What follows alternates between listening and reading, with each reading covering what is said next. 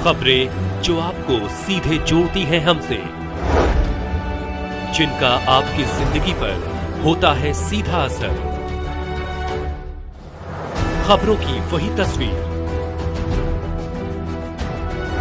बिना बदले बिना डरे, जज्बा सच का लिए, सच दिखाते हैं।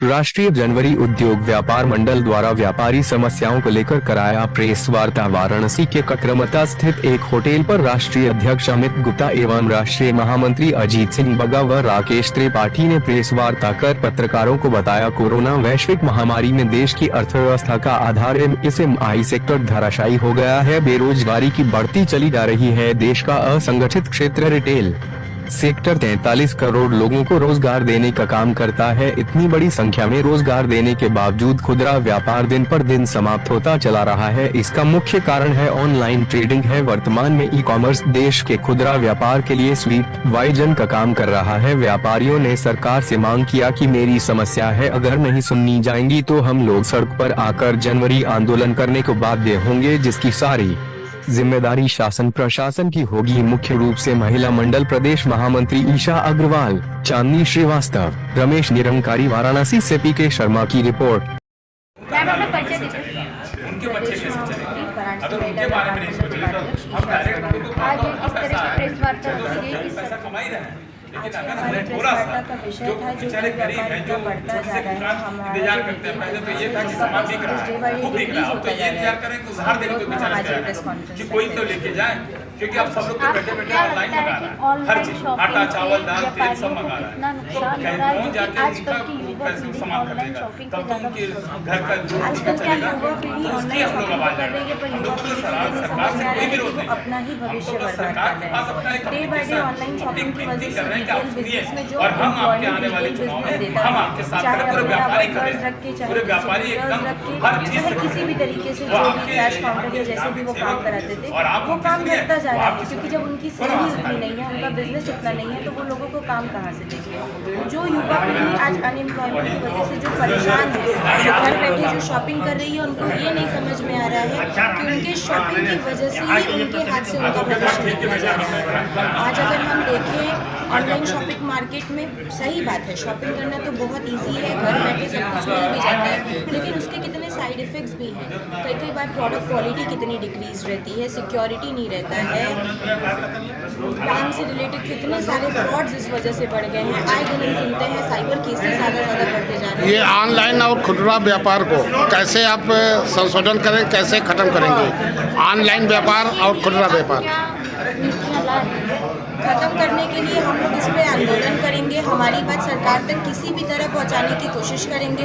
19 तारीख को हमारा कार्यक्रम भी है लखनऊ में, जो पूरे भारत के व्यापारी हैं वो इस चीज़ को सरकार के सामने प्रस्तुत करेंगे कि हम लोग जो खाते कमाते हैं वो आप उनसे नहीं छीन सकते। नहीं, ये समाज में किस तरह से ऑनलाइन के लिए जनता को मोटिवेट करेंगे कि आप ऑनलाइन मत लीजिए? जनता को ये समझाना होगा कि आज ऑनलाइन खरीद के कल को वो अपने ही बच्चों का भविष्य ही दांव पे लगा रहे हैं। कल को उन्हीं के बच्चे आगे क्या काम करेंगे, क्या कमाएंगे, क्या खाएंगे, उन्हीं का परिवार नीचे, जो हम लोग कहते हैं पॉवर्टी लाइन, उसके नीचे आता जाएगा।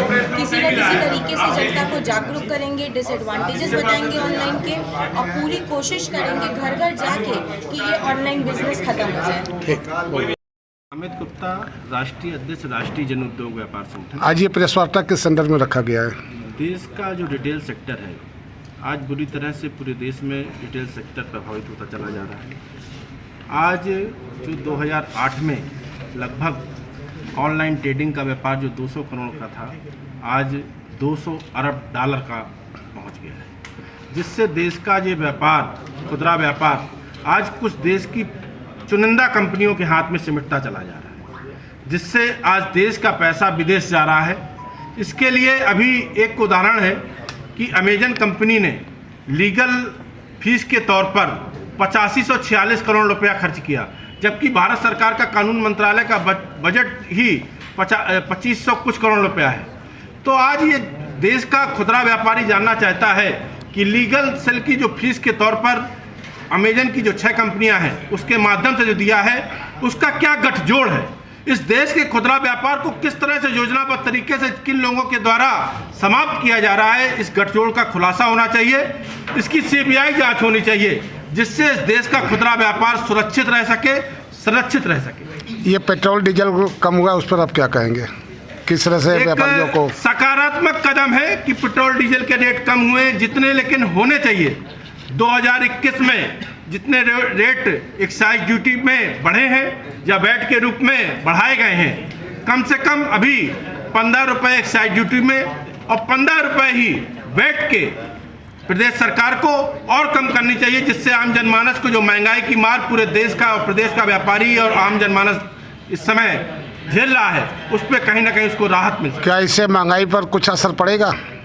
निश्चित रूप से अगर पेट्रोल डीजल के रेट अगर कम होंगे तो आने जाने के जो ट्रांसपोर्ट का सामान है उस पर कहीं ना कहीं अंकुश लगेगा। जब ट्रांसपोर्ट के रेट कम होंगे तो लागत कम आएगी, उसमें हर एक चीज़ में कहीं ना कहीं इसका असर देखने को मिलेगा। सर, इस दीपावली ऑनलाइन शॉपिंग की वजह से कितना असर पड़ा है व्यापारियों पर? मैं कहता हूँ इसमें ऑनलाइन ट्रेडिंग का व्यापार 200 अरब डॉलर का पहुँच गया है, जिससे आज देश का खुदरा व्यापार जो गली मोहल्ले की दुकानें हैं, ये मैं नहीं कहा, नीति आयोग ने कहा था आज से 8 साल पहले कि आने वाले समय में देश की गली मोहल्ले की दुकानें खत्म होंगी। हमारा भी संकल्प है इस देश के खुदरा व्यापार को बचाने के लिए, इस देश की लाइफलाइन को बचाने के लिए।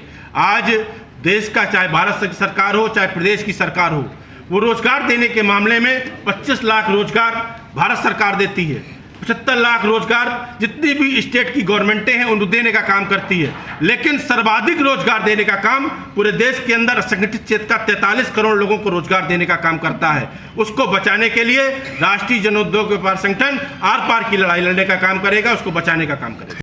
मंत्री और वाराणसी व्यापार मंडल अध्यक्ष अजीत सिंह बग्गा। आज ये प्रेस वार्ता किस तरह के रखे हैं? आज की प्रेस वार्ता खुदरा व्यापार के ऊपर जो चोट पड़ रही है और कुटीर व्यापारी, कुटीर उद्यमी और मिडिल क्लास जिस तरह से परेशान है, और आंकड़ों के अनुसार पहले 19-20 में 20 लोग आत्महत्या कर रहे थे, आज 40 से ऊपर का आंकड़ा चला गया है। बेरोजगारी बढ़ती जा रही है, लोगों को घर चलाने में मुश्किल हो रहा है, और साथ ही इन्होंने जो कई नियम और बना दिए हैं, मकान का रजिस्टर्ड लिखा पढ़ी होनी चाहिए मकान मालिक की, उसकी एनओसी होनी चाहिए, जिसकी वजह से दिक्कतें आ रही हैं। और साथ ही इन्होंने किराएदार जो 20-20 साल 30-30 साल से हैं, उनके विवाद चल रहे हैं, उसके ऊपर इनका कोई विचार नहीं है या इनको कोई निपटाने की ये अलग से व्यवस्था नहीं कर रहे हैं।